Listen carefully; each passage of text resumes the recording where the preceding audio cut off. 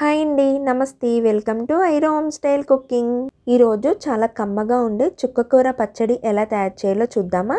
ఆకుకూర అంటే అసలు ఇష్టం లేని వారికి ఇలా పచ్చడి చేసి పెట్టండి, వాళ్ళు చాలా ఈజీగా తినేస్తారు. ఒక ముద్ద ఎక్కువే తింటారనమాట, అంత కమ్మగా ఉంటుంది చుక్కకూర పచ్చడి. ఇంకా లేట్ చేయకుండా ఎలా తయారు చేయాలో చూద్దామా. ముందుగా నీట్గా కడిగి వాష్ చేసిన ఒక కట్ట చుక్కకూర తీసుకున్నాను.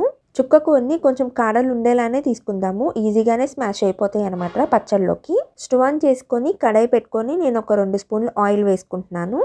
ఆయిల్ బాగా హీట్ అయిన తర్వాత 1 టీ స్పూన్ మెంతులు వేసుకుంటున్నాను.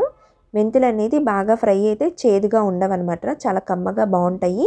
మెంతులు ఫ్రై అయిపోయినాయి కదా, 1.5 స్పూన్ ఆవాలు వేసుకుంటున్నాను. 1 టీ స్పూన్ జీలకర్ర, 2 స్పూన్ ధనియాలు కూడా వేసుకొని ఫ్రై చేసుకుందాము. మాడిపోకుండా మంట మీడియం ఫ్లేమ్లో పెట్టుకొని ఫ్రై చేసుకుందాము.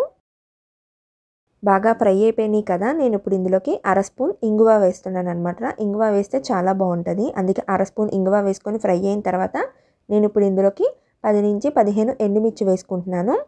ఒకసారి మొత్తం అంతా కూడా బాగా కలుపుకుందాము. కలుపుకున్న తర్వాత స్టవ్ కట్టేసుకుందాము. ఆ వేడికే ఎండుమిర్చి కూడా ఫ్రై అయిపోతుంది అనమాట.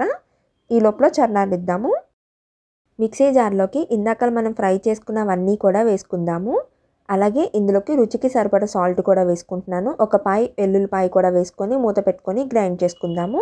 చూసారు కదా, గ్రైండ్ అయిపోయింది కదా, మూత ఓపెన్ చేసి చూద్దాము. మనకి కారం అనేది రెడీ అయిపోయింది పచ్చళ్ళలోకి. ఇప్పుడు పక్కన పెట్టేసుకొని మళ్ళీ స్టవ్ ఆన్ చేసుకొని మళ్ళీ ఒక 2 స్పూన్లు ఆయిల్ వేసుకుంటున్నాను. ఆయిల్ హీట్ అయిన తర్వాత నీట్గా కడిగి పక్కన పెట్టుకున్న చుక్కకూర కూడా వేసేసుకొని ఒకసారి మొత్తం అంతా కూడా బాగా కలుపుకుందాము.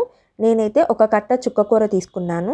మొత్తం అంతా కూడా బాగా కలుపుకుందాము. మంట మీడియం ఫ్లేమ్లో పెట్టేసుకొని ఒకసారి కిందది పైకి బాగా కలుపుకుంటూ ఉంటే ఆకు అనేది బాగా స్మాష్ అయిపోతుంది అనమాట. చూసారు కదా, ఆకు మొత్తం బాగా స్మాష్ అయిపోతుంది.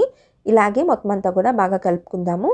వాటర్ మనం వేయలేదు కాబట్టి వాటర్ అనేది ఆటోమేటిక్గా వచ్చేస్తుంది కాబట్టి ఒకసారి మొత్తం అంతా కూడా బాగా కలుపుకుందాము. చూసారు కదా, ఈ విధంగా అయిపోతుంది అనమాట.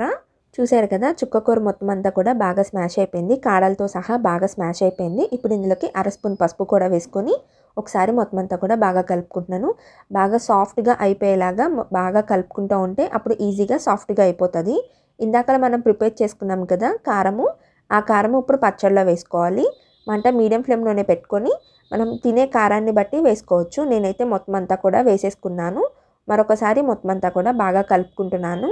మంట అనేది మీడియం ఫ్లేమ్లోనే పెట్టుకొని ఒకసారి మొత్తం అంతా కూడా బాగా కలుపుకుందాము. నాకు సాల్ట్ సరిపోయిందా లేదా చెక్ చేస్తున్నాను, సాల్ట్ సరిపోలేదు, అందుకే 1/2 స్పూన్ సాల్ట్ కూడా వేసుకొని ఒకసారి మొత్తం అంతా కూడా బాగా కలుపుకుంటున్నాను. ఇంకా చుక్కకూర పచ్చడి కూడా రెడీ అయిపోయింది కదా, ఇంకా ఫైనల్గా ఉల్లిపాయలు కూడా వేసేసుకుంటే మన చుక్కకూర పచ్చడి రెడీ అయిపోయినట్టే. వేడివేడి అన్నంలో పచ్చడి వేసుకొని తింటే చాలా బాగుంటుంది. నెయ్యి కూడా వేసుకొని చాలా కమ్మగా చాలా బాగుంటుంది.